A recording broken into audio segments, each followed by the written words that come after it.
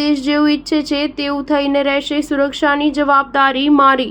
રાજનાથસિંહનું મોટું નિવેદન. જમ્મુ કાશ્મીરના પહલગામમાં આતંકવાદી હુમલા બાદથી જ ભારતના કરોડો નાગરિકો આતંકવાદ વિરુદ્ધ કડક કાર્યવાહીની માંગ કરી રહ્યા છે. ભારત અને પાકિસ્તાન વચ્ચે તણાવ પણ સતત વધી રહ્યો છે. એવામાં ભારતના સંરક્ષણ મંત્રી રાજનાથસિંહે ફરી મોટું નિવેદન આપ્યું છે. તેમણે પાકિસ્તાનનું નામ લીધા વિના ચેતવણી આપતા કહ્યું છે કે સરહદો સુરક્ષિત કરવાની જવાબદારી મારી છે. દેશની જેવી ઈચ્છા છે એવું થઈને રહેશે. દિલ્હીના આનંદધામ આશ્રમમાં સંસ્કૃતિ જાગરણ કાર્યક્રમમાં રાજનાથસિંહે કહ્યું છે કે દેશની ઉપર આંખ ઉઠાવીને જોનારાઓને જડબાતોડ જવાબ આપવાની જવાબદારી મારી છે. આપણા વડાપ્રધાનને તો આપ સૌ સારી રીતે ઓળખો છો, તેમની કાર્યશૈલીથી પણ તમે પણ પરિચિત છો.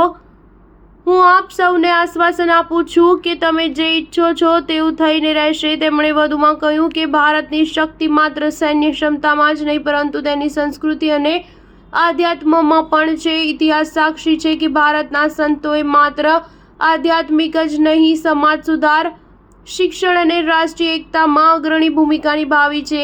એક તરફ સંતો સંસ્કૃતિની રક્ષા કરે છે તો બીજી તરફ સૈનિક સરહદની રક્ષા કરે છે. એક તરફ સંતો જીવન ભૂમિ પર લડે છે તો બીજી તરફ સૈનિકો રણભૂમિમાં લડત આપે છે. સ્ટાર ન્યૂઝ 7 હંમેશા સચ્ચાઈની સાથે.